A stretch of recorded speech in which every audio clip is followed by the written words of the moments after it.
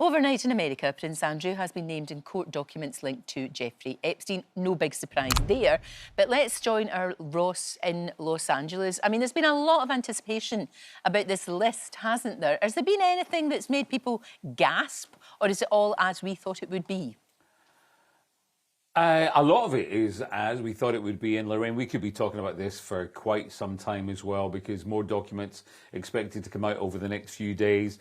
And then, you know, people like myself and many journalists out here all wading through them to try and find the salient points there. So, names being mentioned: Prince Andrew, Bill Clinton, Donald Trump, the late scientist Stephen Hawking even getting mentioned, Michael Jackson, David Copperfield, among the 150 people or so named in the court documents. Now, this is not accusing them of wrongdoing, but it is, we're in kind of an insight into the people that were in Epstein's life, whether they were good friends, colleagues, or whatever. That's where a bit of the insight is coming in. The legal papers include a previously reported claim of groping by Prince Andrew. He has denied that, and I know our Russell has got more on that in a moment. Also reported that Ghislaine Maxwell told her lawyers that she was a bit worried about being questioned on her relationship with Prince Andrew. Also, allegations in the documents that Epstein once told a woman that Bill Clinton, former president, likes them young, referring to girls.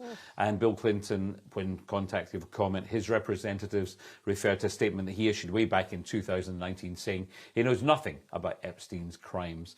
900 pages, we're still wading through them all. Again, you know, some interesting things, no huge bombshells. A lot of it, as you said, Lorraine, was to be expected. But as I said, more documents coming out on this case over the next few days, and it could go on for quite some time. Yeah, some extraordinary names in there, aren't there? Ross, thank you for the moment. Thank you very much. Let's go to, as Ross said, our royal editor, Russell Myers. Well, I'm sure Prince Andrew was braced for this. He kind of knew it was going to come out, knew it was going to happen. But, I mean, what do you think is... You know, is there going to be any consequences to this? What can he expect in this year ahead?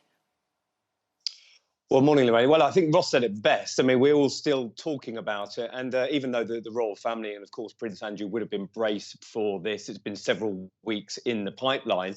It is the problem that simply won't go away. And if Prince Andrew had any kind of thought that he would have had a way back into royal life, well, I think that is going to be firmly extinguished because, you know, just by association, the name Jeffrey Epstein has so many connotations. And as the prosecutors in the US have said, who are still investigating a multitude of cases to do with him and his associate Ghislaine Maxwell, that this could be just the tip of the iceberg. So for the royal family, I mean, they have said they've issued categorical denials of some of the instances and allegations of sexual misconduct in these cases before.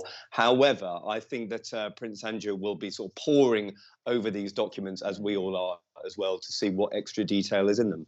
Well, not a great start to the new year for him. And of course, there's more to come because, as we know, there's a couple of dramas about that infamous interview that he did. And we can expect that later on this year as well. So just when I think he thinks it's gone away, it comes back to bite him in the bottom again, as it were.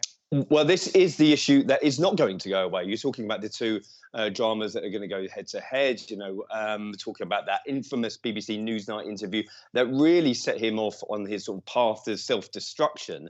And you know, all his own fault, many people may say, not only being involved in Jeffrey Epstein, lying about the fact that his relationship had ended with him, but of course then putting himself up to be interviewed as well. And I think that that is the central point for Prince Andrew. I mean, he has always denied wrongdoing. The palace have issued categorical denials, but this is the issue that simply won't go away at all. No, you're right. One person, though, who will be sticking with him no matter what is his ex-wife, who has been incredibly loyal throughout all of this and as a result has kind of been welcomed back into the fold.